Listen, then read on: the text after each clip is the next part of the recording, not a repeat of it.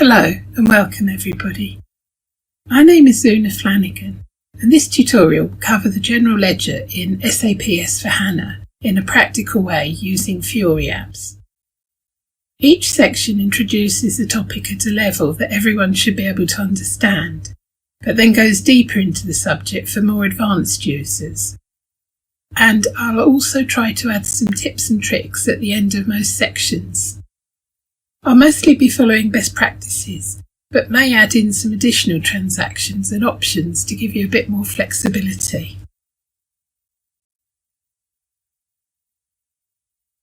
The tutorial is split into 7 main sections as per the slide. In each section, I'll first give some background about the subject and then cover the key Fiori apps relevant to that area with as many demos as I can fit in. I'll start by explaining the organisational structure relevant to finance. For example, the company code and controlling area, and then the related finance master data.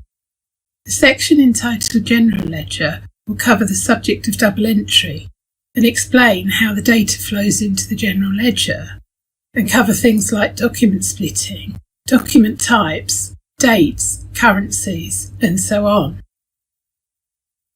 Then I'll go through the various transactions to post and reverse documents.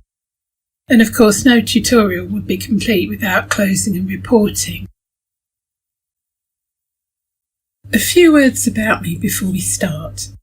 I've been implementing and supporting SAP for well over 2 decades, although I've worked mainly on S/4HANA over the last few years. I've spent many years working in accounts payable and receivable, as well as finance generally, so I understand finance from the perspective of an accountant, an SAP user, as well as a consultant. I've published 5 books, 3 of them on S/4HANA, and I've also created various training courses, blogs and webinars.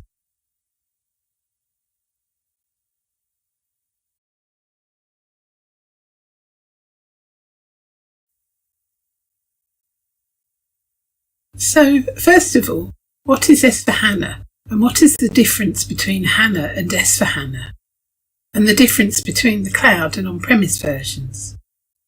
And where does Fiori come into it? In this section, I'll explain a little bit about the background of S/4HANA and the versions, and then I'll go on to talk about Fiori.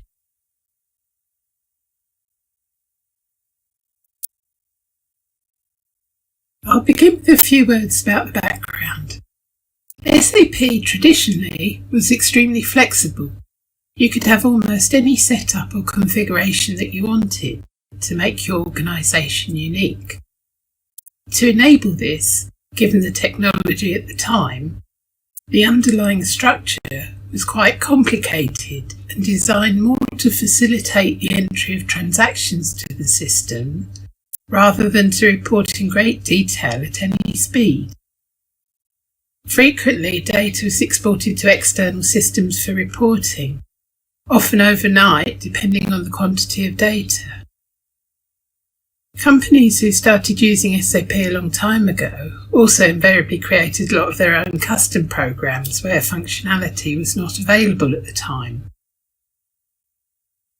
There were a large number of tables and transactions, and as every system was different anyway, it could be somewhat daunting trying to find your way around a new system.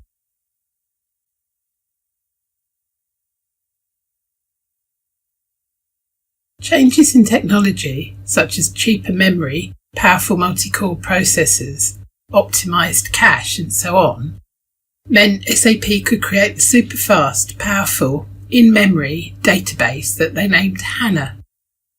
They then redesigned the business suite accordingly and called that S/4HANA. The underlying structure was greatly simplified, and thanks to the power of the HANA database, the number of supporting tables could be reduced and the data merged into a few key tables. You can now have OLTP, or online transactional processing, in the same system as OLAP, or online analytical processing. In other words, analytics are embedded in the same system that you enter the transactions into, so a lot more reporting can be done as you go along, rather than waiting for the data to be transferred to a separate reporting system.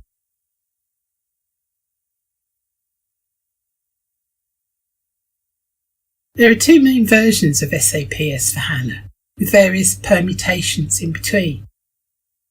The first is the Fiori-only S/4HANA Cloud Essentials, and the second is the on or any premise version, where you can still use the GUI as well as Fiori.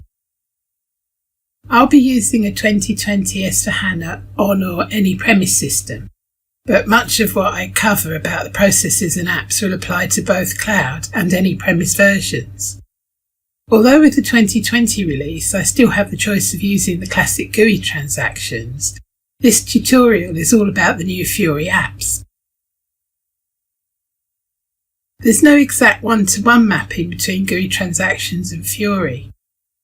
Many of the transactional apps were based on one or more of the classic GUI transactions and have been rewritten to take advantage of the new functionality in S/4HANA. But there are a lot of new apps covering functionality that was not available in SAP ERP.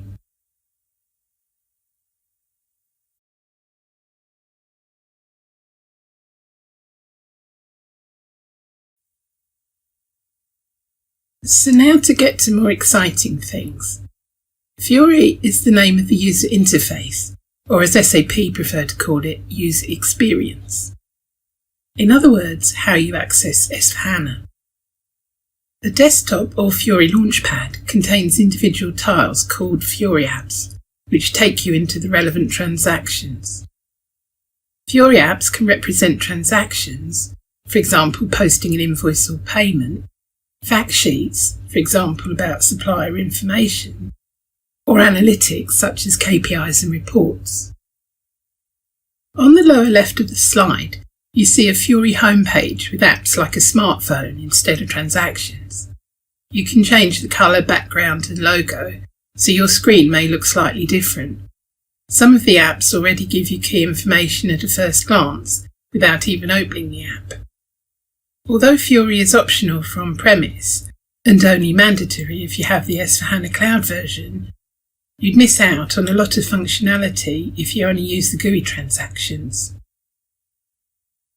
Historically, to use a transaction in SAP, you had a complicated menu directory with transactions similar to those shown on the top right of the slide.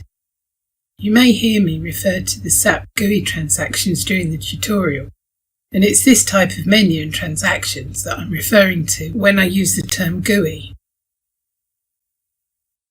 I'm now going to do a short demo of the Fiori Launchpad. As mentioned before, when I log in, I arrive first at the home page. Although there are currently around 13,000 Fiori apps in the Fiori library, which is steadily increasing, the actual number of apps you're likely to have available to you will be much less, and those that you use on a daily basis is probably very small. As I have a lot of apps, it's quicker if I restrict my home page just to show the apps in my home page and not load all the other groups. I'll show you this shortly in the settings. There are many different ways to go to a particular app. If you know which group an app is in, you can go straight to the group, either by choosing a tab at the top or by clicking on the down arrow, which lists all the tabs, although not necessarily in the most helpful order. On your system, you'll probably see the default groups matching your role when you log in. For example, if you work with the general ledger, you'll probably have a number of smaller groups for journal entries, taxes reporting, clearing, closing, and so on. However, as I'm working across a number of areas, I've created my own slightly larger groups to make it easier for me to find things. If you don't know which group an app is in, and you're not sure of the description, you can go to the App Finder and scroll down the catalogues on the left to find the right area. As they're in alphabetical order and usually grouped together, it's slightly easier to find things this way. If you know the name of the app, you can also search for it at the top right in the Search for Catalogue field. but make sure that you've selected all catalogues and not just the last one you looked at during your previous search.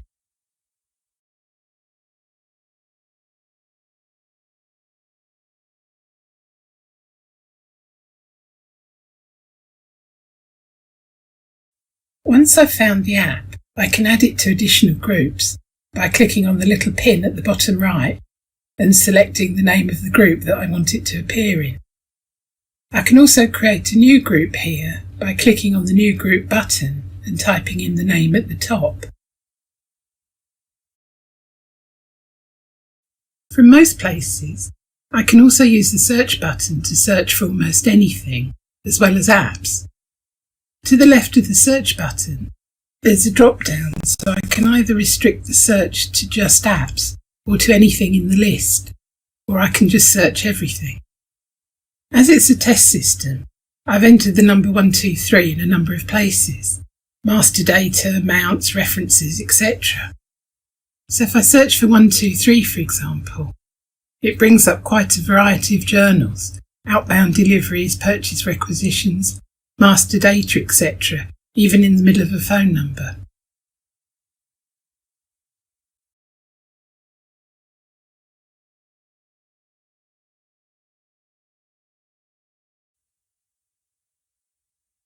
I'll go quickly into the Audit Journal app, just as a random app to give you a quick look around. Many apps have a similar sort of layout. There's usually a filter bar at the top which contains the selection criteria. The little icon at the right of the field is a drop-down. For example, if I click on the journal entry type, I can choose which type of journals I want to see. I can also use the Define Conditions tab for more advanced searching.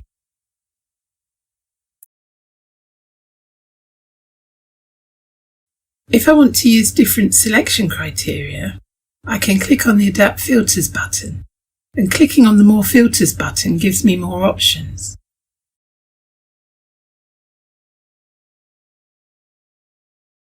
To choose, I just select the box. For example, Created by now appears on the menu. I can save this selection criteria as a variant.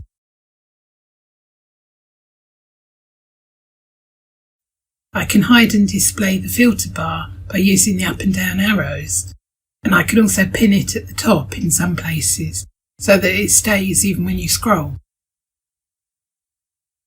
Most apps start with an overview screen in the format of a table, which you can see as I press go.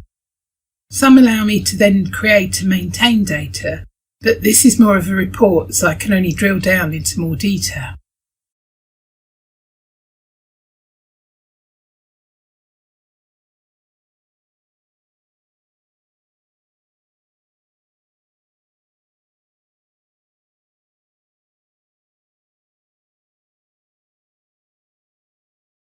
Although I can usually sort and filter a column by clicking on the header, the Settings button is more flexible and allows me to add fields as well. To add a field, I select the box to the left and use the arrows at the top to position it in the order that I want.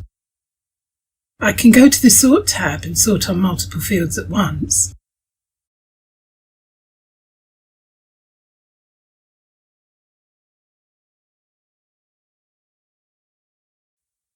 I can use various conditions to filter by on fields, including or excluding fields.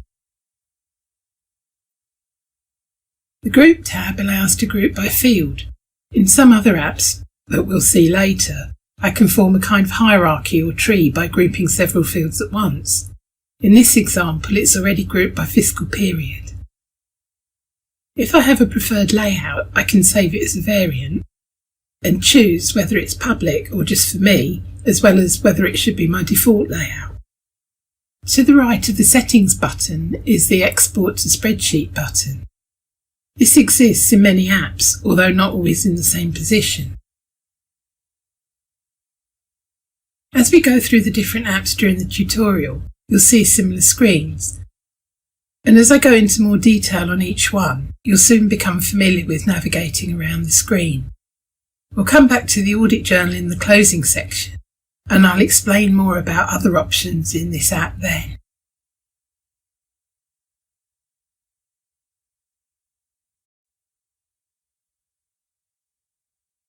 In the next demo, I want to briefly show you the Fiori app library and explain about the app IDs, as I'll refer to them quite a bit later on. First, I'll show you what I mean by the Fiori app ID.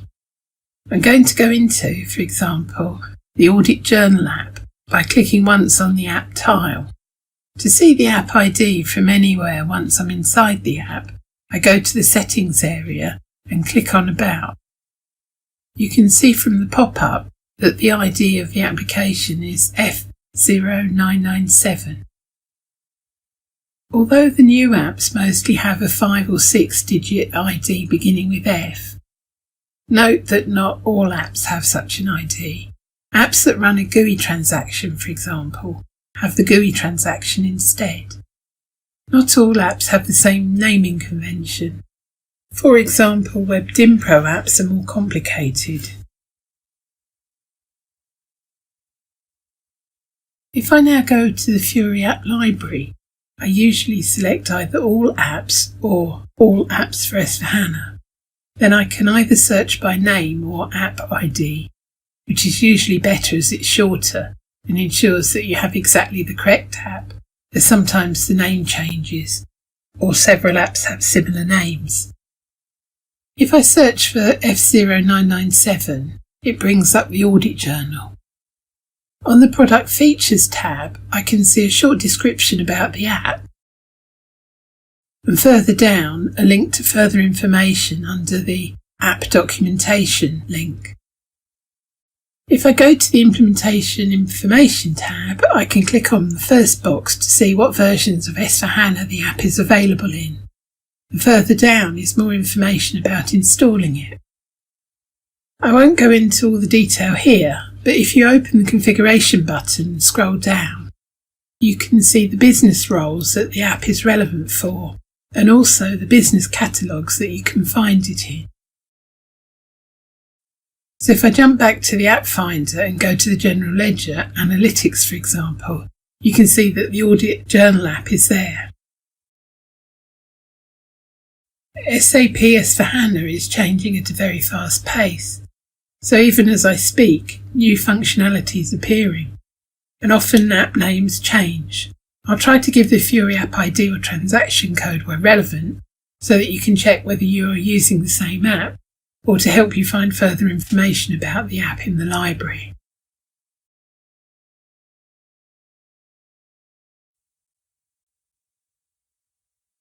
We'll go more deeply into the details of the General Ledger in section 4, but here I wanted to go a little into the name and some of the concepts. Historically, entries for financial records are made in a ledger book, hence the term bookkeeping and ledger in modern day accounting. Nowadays, most financial records are of course held on a computer and grouped together in similar buckets called accounts. The universally accepted way of booking costs to each account uses the concept of double entry, which means that for every entry there's an opposing entry. For example, if something is purchased, there'll be a debit in the asset or cost account and a credit in the bank or accounts payable account. If something is sold to a customer, there'll be a credit in the sales account and a debit on the bank or accounts receivable account. To make this easier, a concept called T accounts was used, so that you can see at a glance all the debits on the left and all the credits on the right. And SAP has an app which allows you to see postings in a similar way. I'll go into more detail about this app in the tutorial, but in the slide you'll see an extract from the T account app on the right.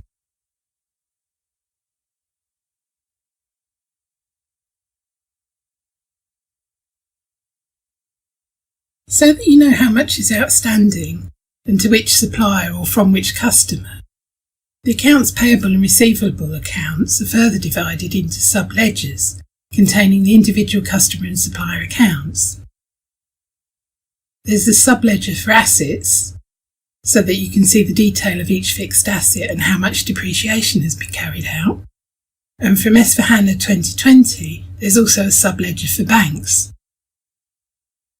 To distinguish between the subledger accounts and the main financial accounts, the main accounts are known as general ledger accounts, or GL accounts, and are grouped together in SAP S/4HANA in a chart of accounts. I'll go into more detail about the chart of accounts in the master data section of this tutorial. All the debits and credits added together should balance back to zero, and the report that shows the total debits and credits of a company is a trial balance. The two main financial statements for a company consist of the balance sheet, which shows all the assets and liabilities of an entity, and the income statement, or profit and loss, which shows the costs and revenues of the entity. This and lots more will be covered in the reporting section.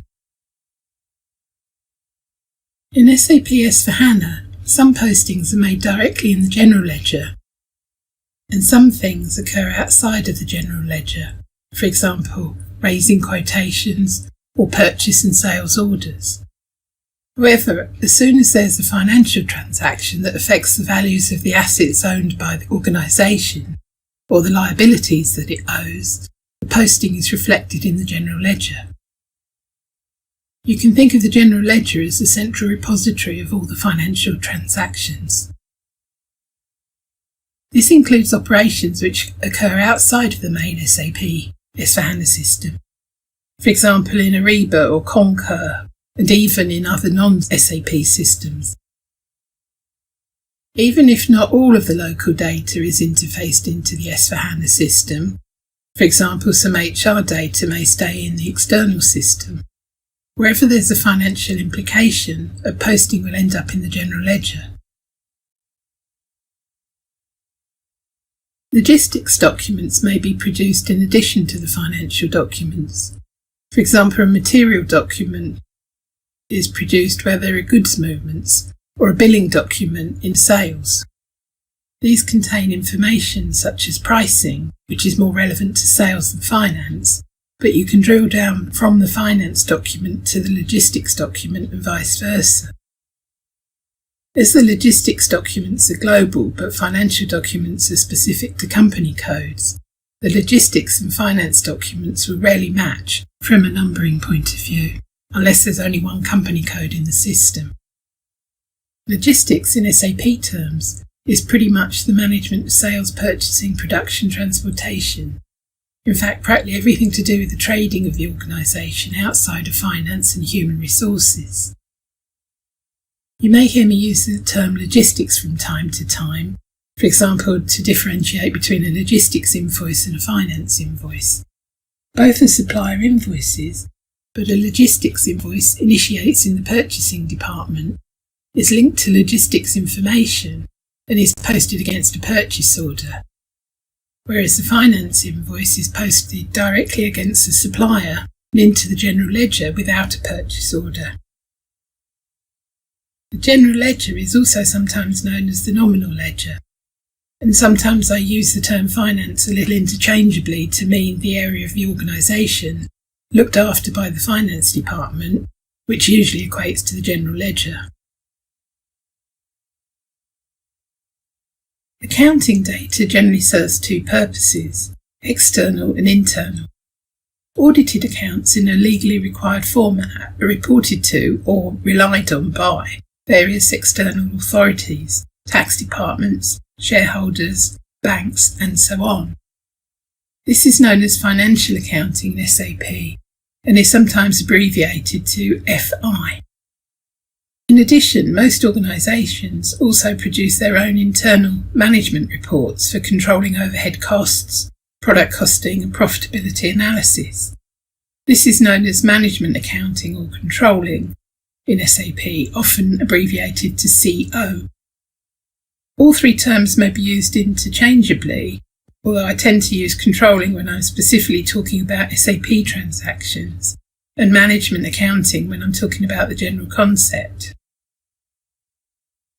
Traditionally, finance and controlling were quite separate and had to be reconciled each period.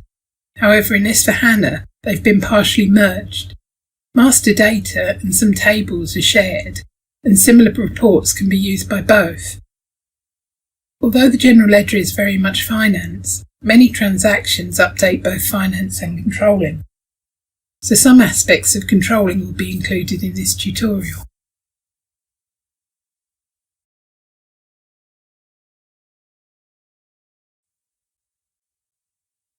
Although I don't have the help activated in my S/4HANA 2020 system, the slide shows an example from another system.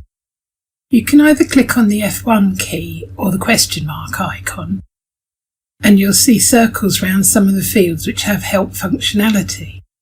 Depending on the release and the area when you click on help, you may see slightly different screens.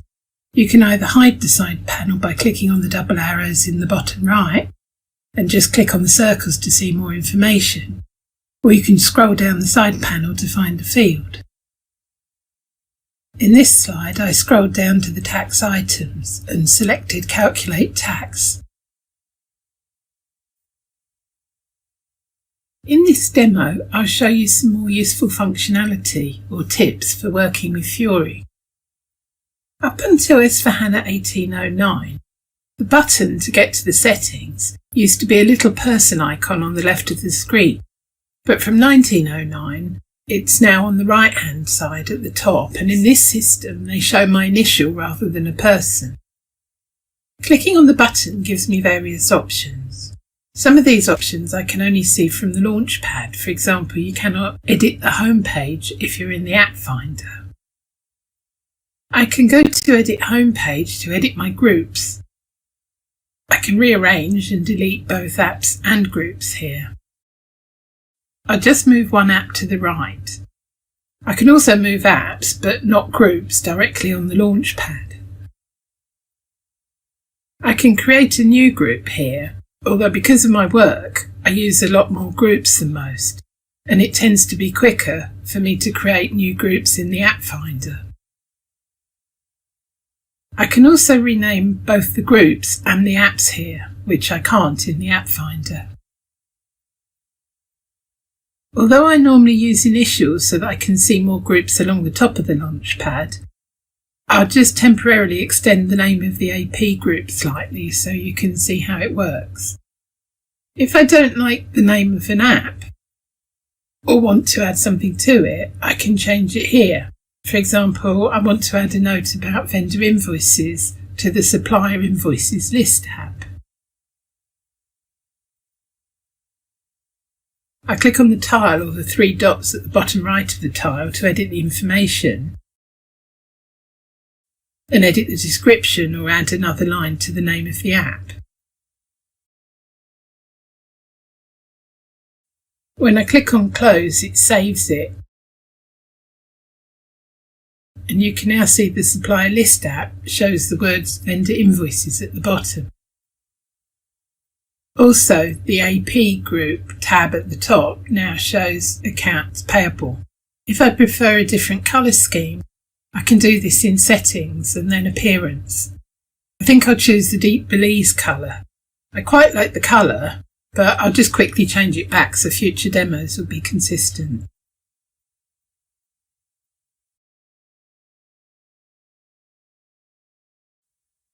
Going back to the settings, you can see that there are other options. Probably the most useful is the default values, which I'll come back to later once I've explained what some of the options mean.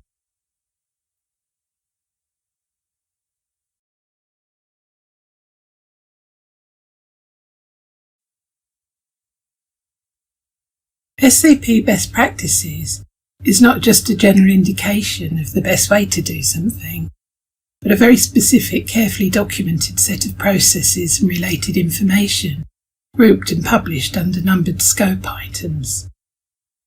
The SAP Best Practices Explorer has all the detail about each practice, and the scope items form part of the building blocks which enable a lot of automation during a new S/4HANA implementation.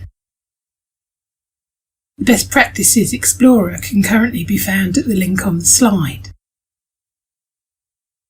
The key best practice scope item for the general ledger is J58, accounting and financial close, and also Scope Item 1GA, accounting and financial close for the group ledger IFRS. Although some of the items mentioned in this tutorial may be found in other best practice items.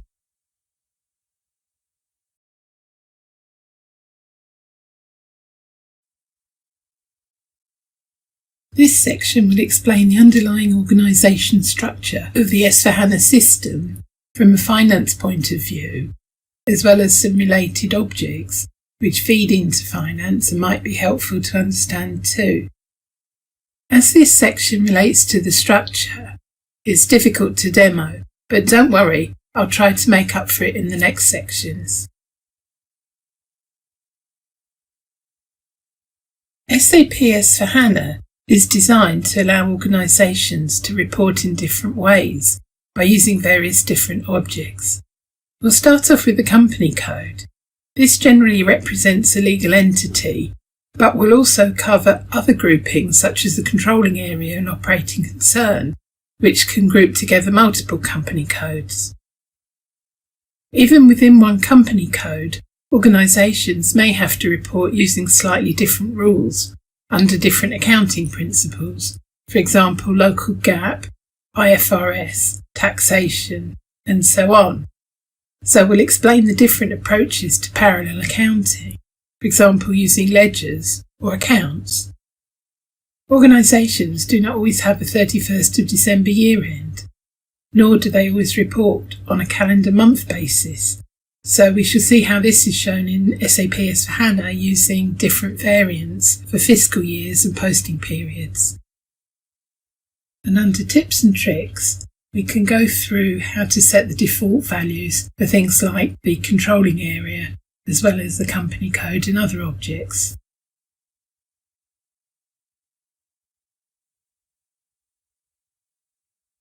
As mentioned in section 1, accounting can be for internal management accounting purposes or external financial accounting purposes. The financial data for each independent legal entity is usually summarised by company code. In other words, the company code is the base financial unit that you'd set up for each individual legal entity. I have seen exceptions to this. For example, where an organisation has further split one legal entity into more than one company code for internal reporting purposes, although there are other ways to achieve this. Company codes are unique, 4 digits, and alphanumeric. The company code should not be confused with the company, which can represent one or more company codes and has a different purpose. The company field is also used as the trading partner, which may be necessary for many intercompany transactions. The slide shows the intercompany GL account for company code OF01, with the trading partner identifying the source of the cross-company postings.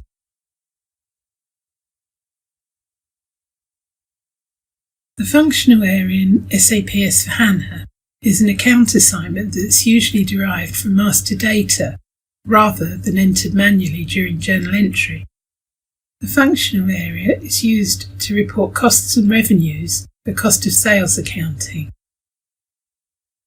Common functional areas are sales, production, marketing, administration, and research and development.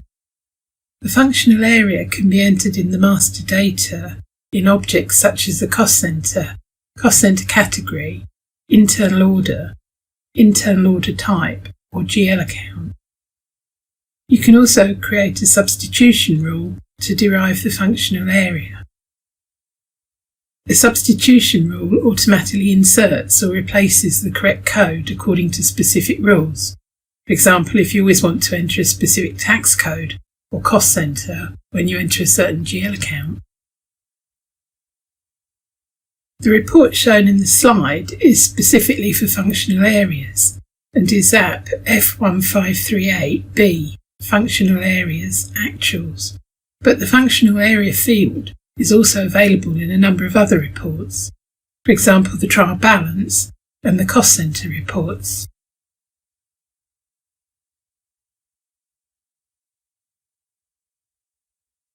The slide shows the managed cost centres at F1443A. Here we see a number of cost centres which have been assigned a profit centre and functional area in the master data. We'll cover cost and profit centres in section 3 on master data, but I've included functional areas here as part of the organisational structure, as they are set up as part of a configuration and generally don't change very often once set up.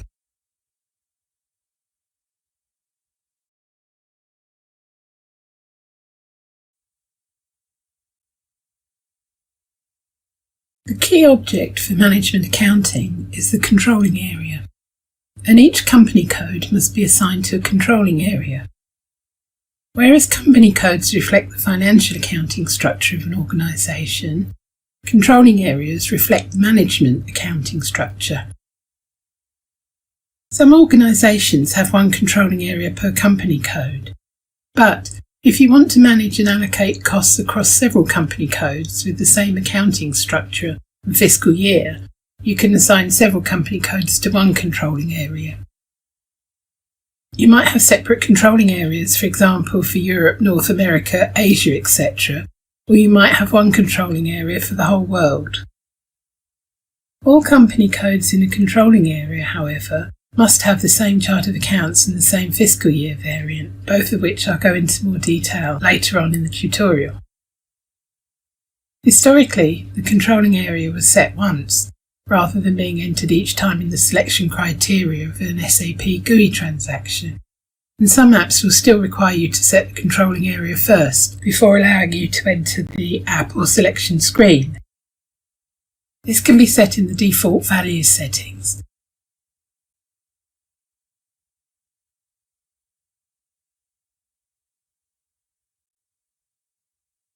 The operating concern is the highest reporting level for profitability analysis, also known as COPA, and can contain one or more controlling areas.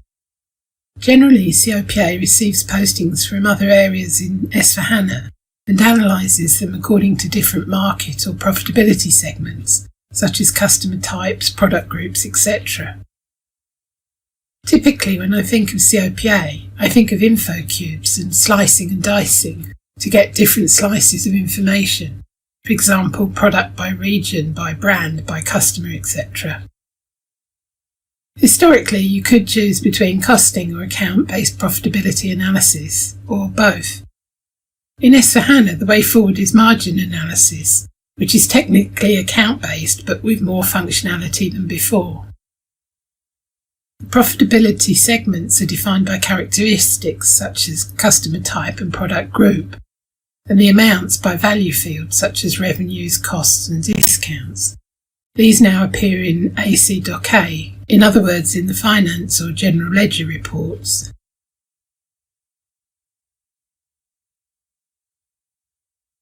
The slide shows an example of how the operating concern, controlling area and company codes can relate to each other. The controlling areas may represent different regions or continents and have different currencies. This is just an example structure, but you can obviously have it laid out differently.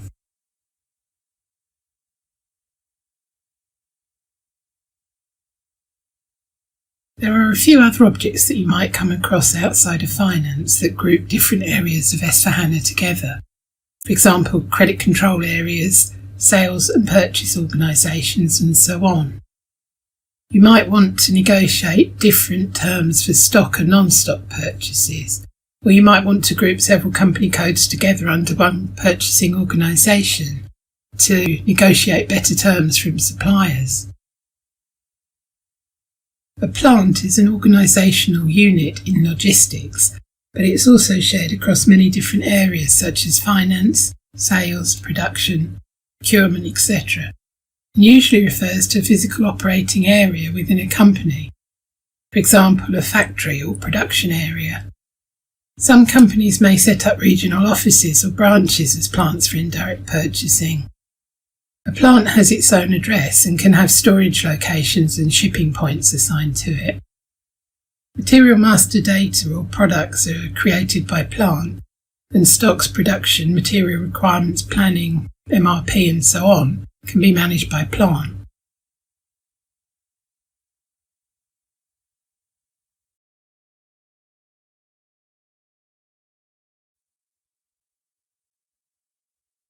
SAP S/4HANA always has a leading ledger to which all company codes are automatically assigned.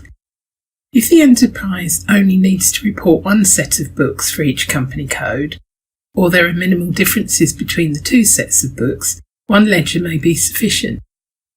However, often organisations need to produce financial statements for slightly different purposes. For example, in addition to reporting under IFRS, an organisation may need to report under local legislation, or local GAAP, which is short for Generally Accepted Accounting Principles. Sometimes the financial statements may be slightly different for group purposes.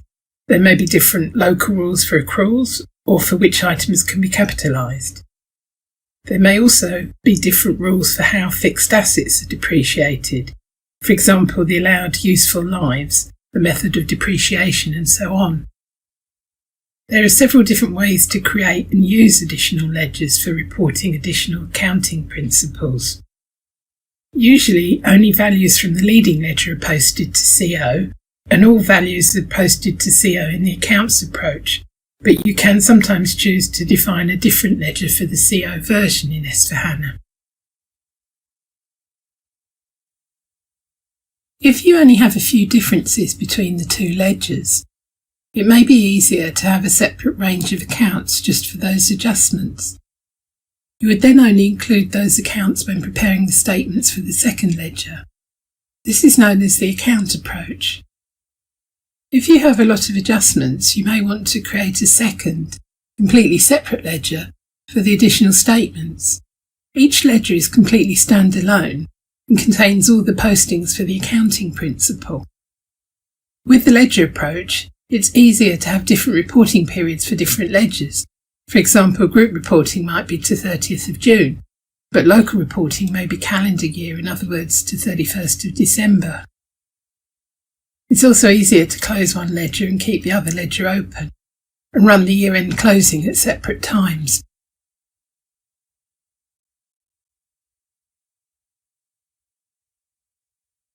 If you have two separate ledgers, this does not mean that you have to post everything twice. Both ledgers will have the same operating chart of accounts, so you only need to create one document for items that apply to both ledgers.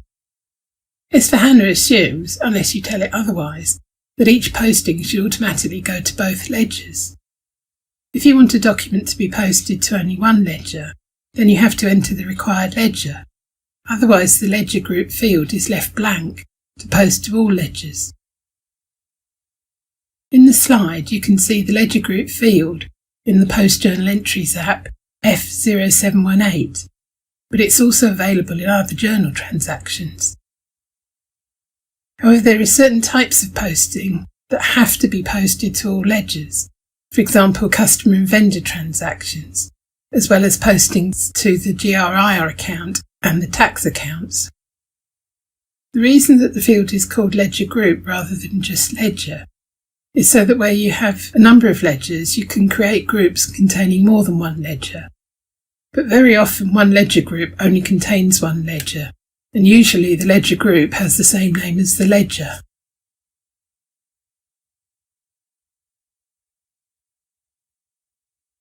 Another way of recording a separate set of books or financial statements is to use an extension ledger assigned to an already existing base ledger, such as the leading ledger or another parallel ledger. Similar to the parallel ledger approach, this allows you to keep separate records. But in this case, the extension ledger contains only the delta, which is then automatically added to a base ledger to give the full reports. In other words, instead of duplicating postings common to both ledgers, the extension ledger automatically includes all the postings from the base ledger and adds the delta postings, thereby saving space and making reconciliation easier. The extension ledger postings are posted and stored in the same way in the universal journal tables using the ledger group fields and have the same reporting options.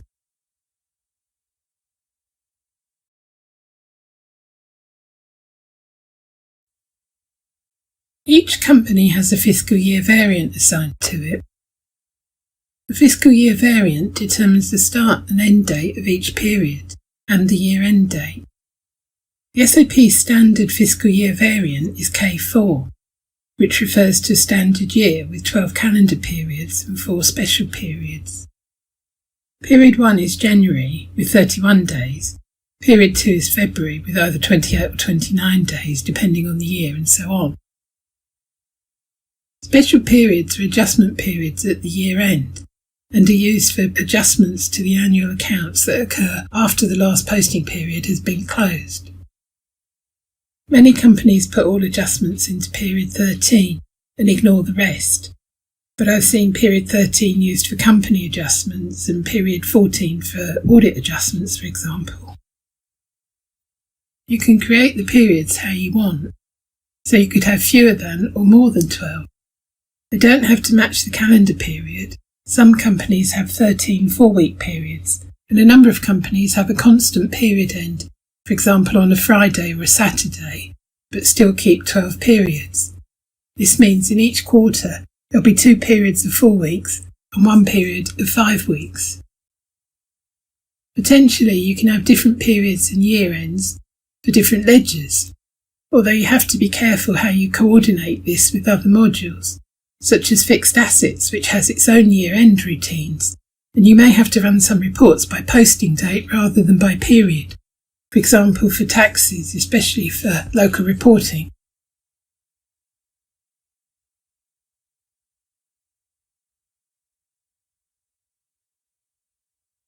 The posting period variant has nothing to do with the length or number of periods. That's all done in the fiscal year variant. The posting period variant dictates which companies and ledgers are grouped together when periods are opened and closed in finance. Each company could have its own posting period variant for all ledgers, or there could be one global variant controlled by head office for all companies. You might group countries or regions together, or you might have one variant for the majority of company codes, and a separate variant for new companies to allow for migration activities in prior periods. The slide shows one variant for the leading ledgers of company codes OF01 and OF02, and a separate variant for the parallel ledgers, so that adjustments can be made to only the parallel ledgers after the main ledger has been closed. Technically, you could open or close everything at once, but usually each variant can be further split by account type, for example K for creditors or suppliers, D for debtors or customers, A for assets, and S for GL accounts, and M for materials. You can also have V for contract accounts. You have to have the generic type open, which is the plus sign, for the others to work. The document can only be posted if the relevant account types are open. For example, a supplier invoice needs account type vendor and GL account, as well as the overall plus sign open. For instance, you could close all customers and vendors as soon as all postings are finished in accounts receivable and payable, but leave the general ledger and fixed assets open if there are still some tasks outstanding. You can open or close a range of items. For example, you may want to block trade customers and vendors for posting, but keep open the range of intercompany accounts. Or you could close the P&L accounts, but leave the balance sheet accounts open. We'll cover this area again in section 6 when we go through closing, but the slide shows an example where there are several sets of periods open. In this example, we're actually in period 5, but still have the previous period 04 open, as well as the current, in the first line of each account type. In the second line, we have period 13 to 16 open from the previous year. If, for example, we had other periods open from last year, they'd show in red. Unlike in other modules, you can have an unlimited number of periods open in finance. And this might be the case in a sandbox while testing.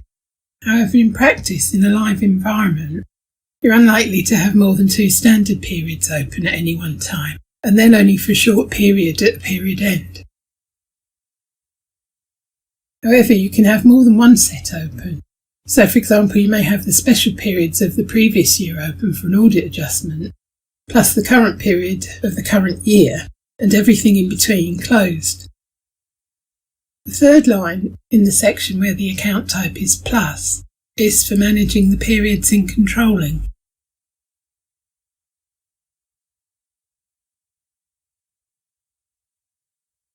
Controlling has its own period control and colour coding. Generally, it's managed at controlling area level, and everything is open, blue, unless specifically locked, grey. The red area shows that the open period is not the current period. You can also restrict the periods by the type of transaction. So you could close most of controlling, but perhaps just leave the universal allocations open. The controlling periods overlap with finance to a certain extent, in that you have to ensure a GL account is open in finance if you want to use it in controlling.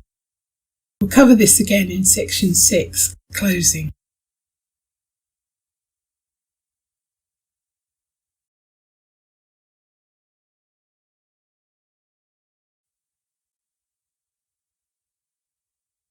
You can set default values using the settings option found under the little person icon or me area in earlier versions of S4HANA, or from 1909 at the top right of the Fiori launchpad.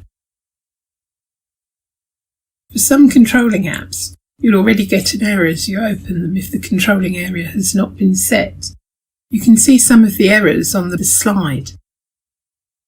But generally the default value is used when creating new objects, and also by the filter bars in some of the apps. Of course, this works best if you work with the same items each time. For example, 1 or 2 company codes or 1 cost centre. But there are quite a lot of other values that may be useful if you scroll down.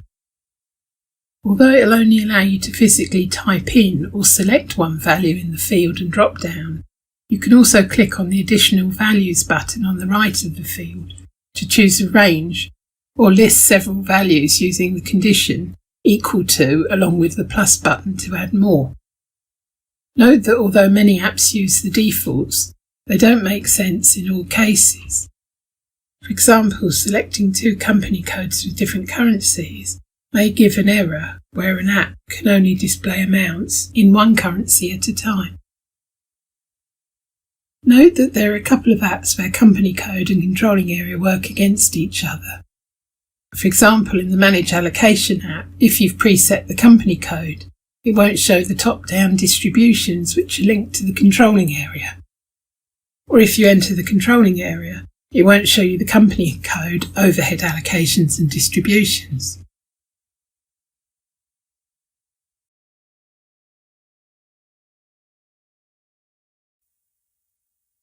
This section will cover finance master data, such as GL accounts and cost and revenue objects, as well as some other master data related to finance.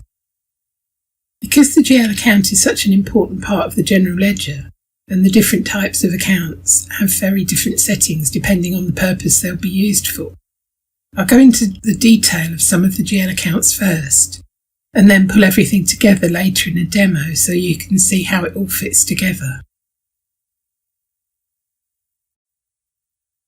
The GL account tells us the what of a transaction, or the type of expenditure. In other words, what kind of cost it is, such as insurance, or office or motor expenses, or whether it's for stock or fixed assets, or a bank-related transaction, and so on. Not all companies in one system will want to use the same GL accounts, so in this section I'll explain the different chart of accounts and how they can be used. There are different types of GL account and they can be set up differently, I'll explain what some of the fields mean and the different account types that exist. In particular, bank GL accounts have changed significantly in S/4HANA 2020. Accounts can be maintained in different ways, so I'll explain the different ways of copying an account and how to change multiple accounts in one go.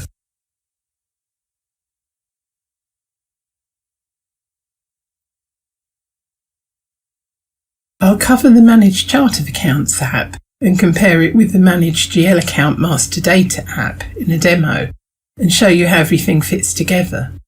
I'll explain all about financial statement versions. There are some controlling objects which cover the who, where and why, and as they're important in financial postings as well as controlling, I'll also cover them briefly here.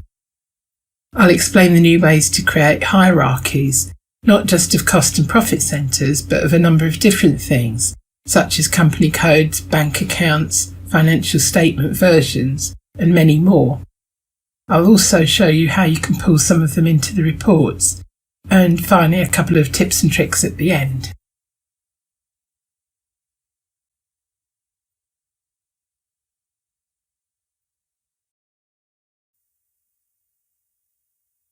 A chart of accounts is a grouping of a specific set of GL accounts. Although management would like every company in the organisation to use exactly the same accounts to make maintenance and reporting easier, company codes in different countries and different industries have different requirements, and some require, for example, a specific numbering convention by law, whereas others require a different set of accounts, for example, for payroll.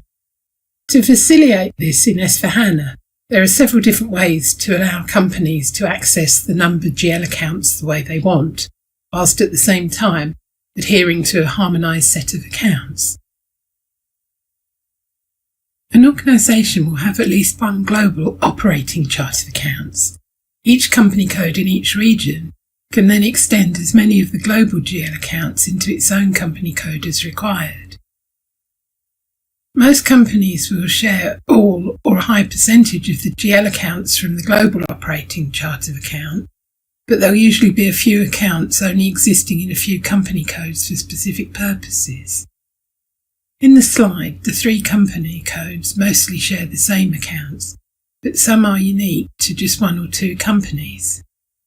For ease of maintenance, some organisations prefer to automatically extend all accounts into all company codes and then block them at company code level if they're not required. To allow different numbering conventions in different countries, an organisation may also assign a country-specific chart of accounts in addition to the operating chart of accounts. When creating a new GL account for these company codes, the field called Alternative Account needs to be filled with the equivalent number in the country-specific chart of accounts. This is the case, for example, in France and is indicated by the blue box. You can use the alternative chart of accounts in many reports, and you can also use the alternative chart of account when searching for a GL account during posting a journal entry. In addition, a third chart of accounts, the group chart of accounts, brown in the slide, can be assigned to one or more operating chart of accounts, which means every time a new GL account is created in those operating chart of accounts, it should also be mapped to a group GL account.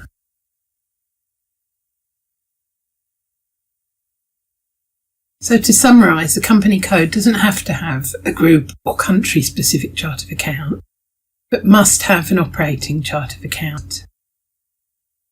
The group chart of account can be assigned to one or several operating chart of accounts, and may be quite different to the operating chart of account. And as you can assign or map many GL accounts from the operating chart of account to one group account, it may be on a higher level, perhaps an abbreviated or summarised version of the operating chart of accounts. The alternative chart of account is assigned at company code level and has to have a one-to-one mapping with the operating chart of account. The operating chart of account is the default chart of account, but both the alternative and group chart of accounts can be used in many reports. Every company code in a specific controlling area must have the same chart of accounts assigned to it. But if a multinational organisation has more than one controlling area, it can use a different chart of accounts for each controlling area.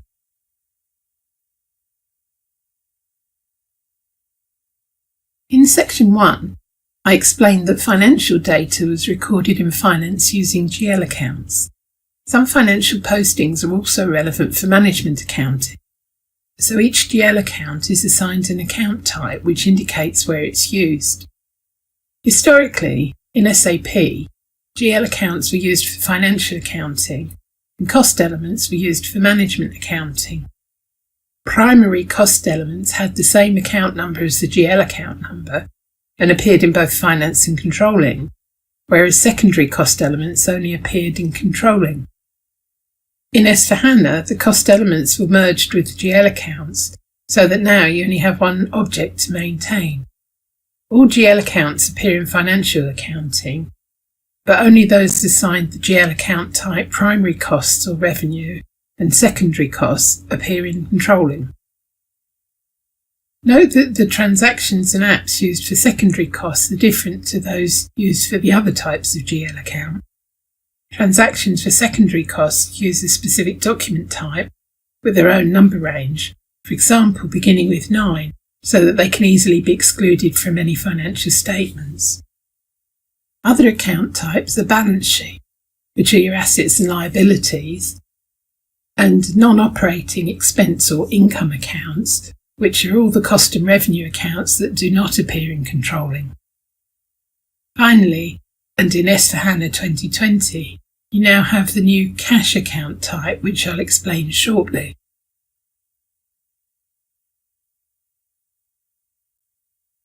The slide shows first of all the typical layout of the balance sheet and the profit and loss account or income statement.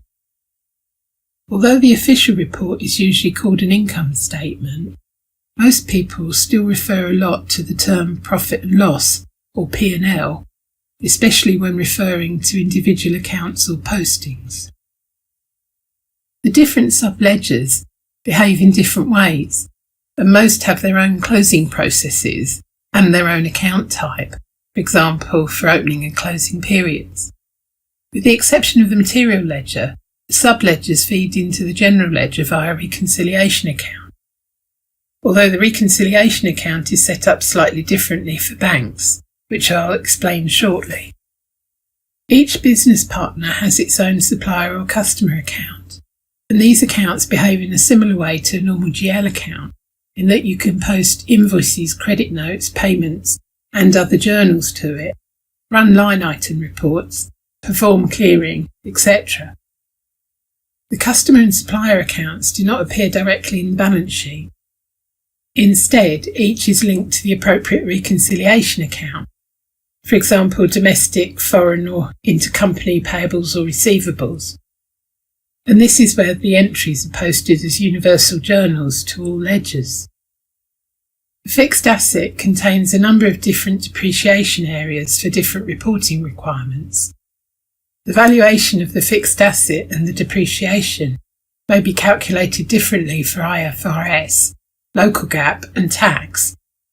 IFRS values may post to the leading ledger, local GAAP to the parallel ledger, and values from other areas might be kept only in the asset ledger. So instead of accounts with line items, the asset master data contains details of all the transactions by depreciation area. Where a depreciation area is relevant to the general ledger, related balance sheet postings feed into reconciliation accounts, but P&L items post to a normal account. Stock also does not have its own account as such, although you can see the individual movements for different materials in different locations. P&L accounts do not have sub-ledgers as such, but I've included them in the diagram to indicate that only the primary and secondary cost and revenue accounts update management accounting, as well as for the financial accounting income statement.